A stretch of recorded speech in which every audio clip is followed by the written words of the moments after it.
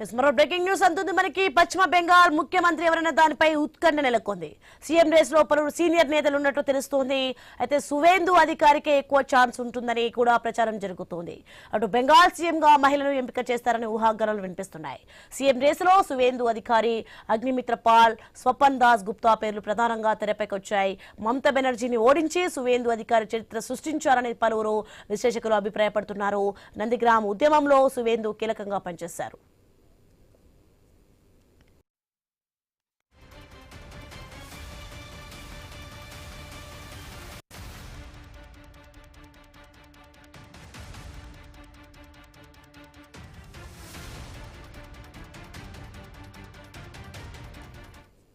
ఇక సువేందు అధికారి సహా బెంగాల్ బీజేపీ నేతలు ఢిల్లీకి బయలుదేరారు. బెంగాల్ సీఎం రేసులో ఉన్న అభ్యర్థుల పేర్లపై హైకమాండ్ కసరత్తు చేస్తోంది. బీజేపీ సమావేశంలో కొత్త సీఎం పేరు ప్రకటించే అవకాశం ఉంది. అటు రవీంద్రనాథ్ ఠాగూర్ జయంతి రోజున ప్రమాణ స్వీకారం చేయాలని అధిష్టానం సన్నాహాలు చేస్తోంది. ప్రధాని నరేంద్ర మోదీ, హోంమంత్రి అమిత్ షాతో బెంగాల్ బీజేపీ నేతలు భేటీ కానున్నారు.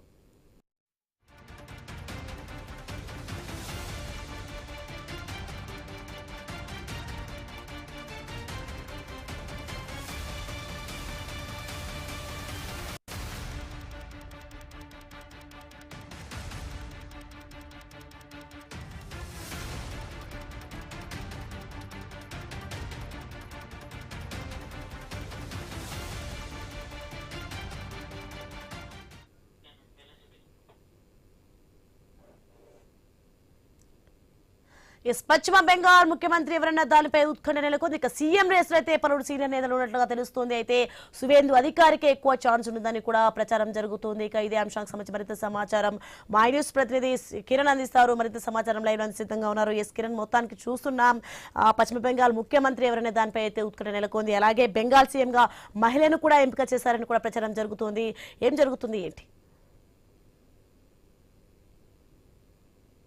ఇప్పుడు పశ్చిమ బెంగాల్ రాజకీయాలు చెప్పొచ్చు. ఇప్పటికే పశ్చిమ బెంగాల్లో గెలిచినటువంటి అభ్యర్థులంతా కూడా ఇప్పుడు ఢిల్లీకి చేరారు.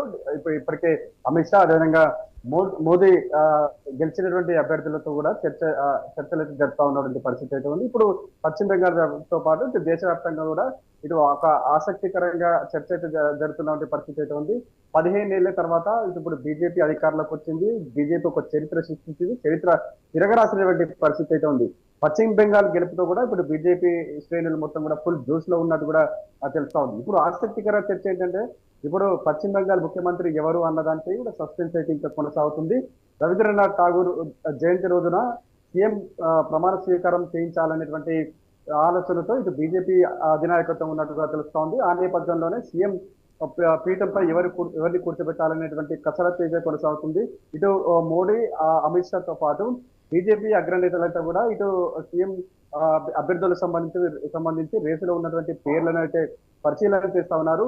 కానీ మరొక బీజేపీ వర్గాల నుంచి కూడా కొన్ని లీకులు కూడా వస్తూ ఉన్నాయి. బీజేపీ అంటే పశ్చిమ బెంగాల్ సీఎం గా మహిళకు అవకాశం ఇస్తారనేటువంటి చర్చ కూడా కొనసాగుతున్నటువంటి నేపథ్యంలో పేరు అగ్నిమిత్ర పాల్ పేరు కూడా పరిశీలన చేస్తున్నట్టు కూడా తెలుస్తా ఉంది. మరోవైపు స్వపన్ దాస్ కూడా ఇటు ముఖ్యమంత్రి రేసులో ఉన్నట్టుగా తెలుస్తా ఉంది. వీరి ఇద్దరు పేర్లతో పాటు ప్రధానంగా సువేంద్ర అధికారి పేరును కూడా ప్రధానంగా పరిశీలిస్తున్నట్టు కూడా తెలుస్తా ఉంది. సువేంద్ర అధికారి అంటే నందిగ్రామ్ ఉద్యమం సంబంధించి ఆయన చాలా కీలకంగా పనిచేశాడు. ఆయన మాస్ లీడర్ గా ఆయనకు పేరుంది.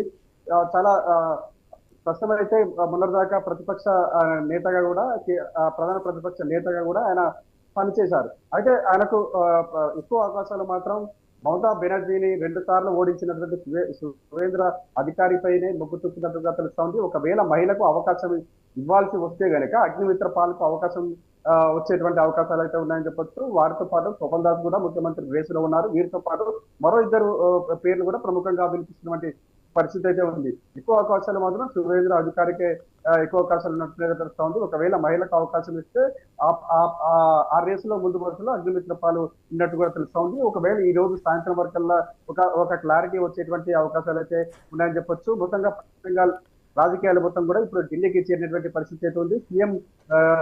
సీఎం ఎవరనేది కూడా సస్పెన్స్ కొనసాగుతుందని చెప్పొచ్చు. Right, thanks for information Kiran.